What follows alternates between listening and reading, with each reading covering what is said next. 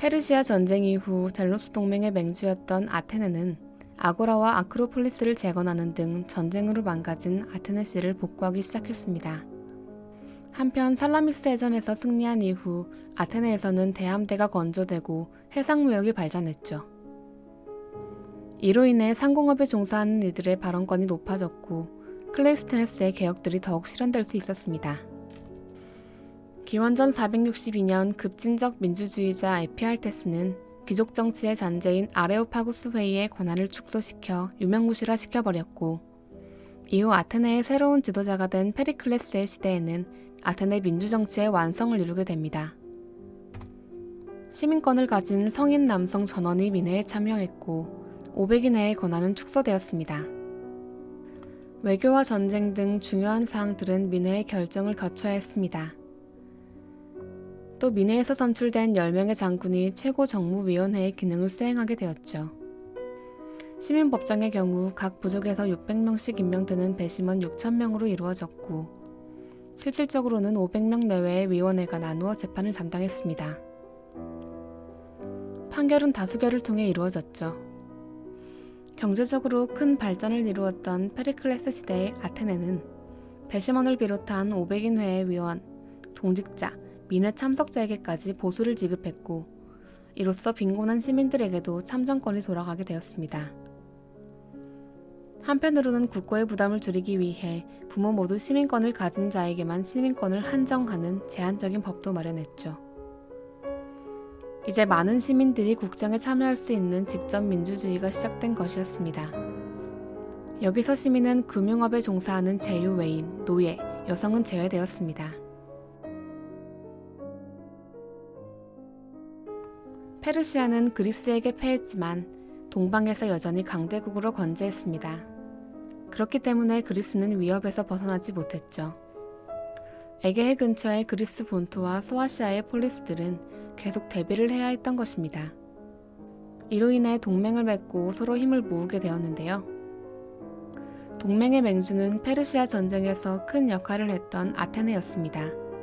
이들은 서로 동맹을 맺는 조건으로 동맹금을 납부했고 이 자금으로 아테네는 해군을 조직했습니다.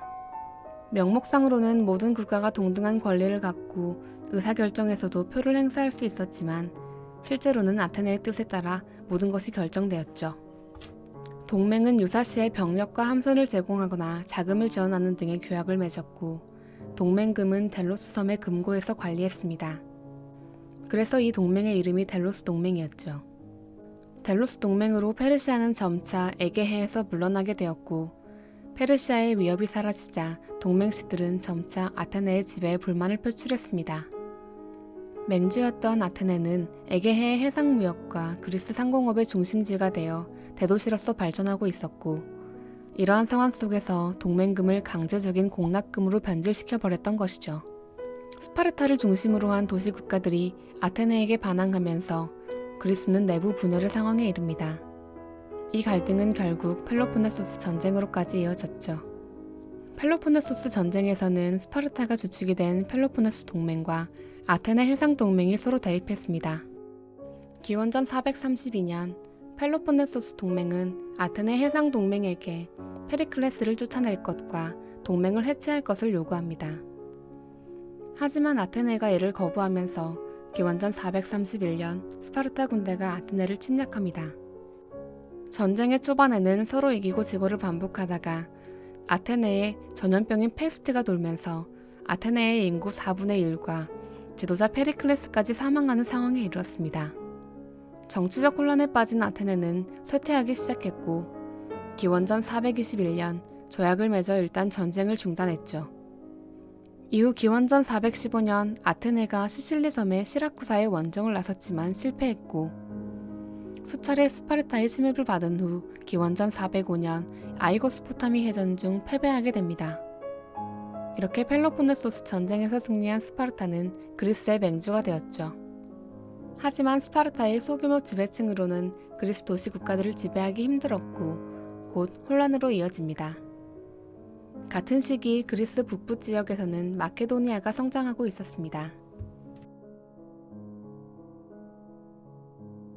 펠로폰네소스 전쟁 이후 스파르타의 강압적인 통치가 시작되자 그리스 세계는 혼란에 빠졌습니다. 하지만 정치적 혼란과는 반대로 기원전 4세기 무렵 그리스의 경제는 발전하고 있었죠.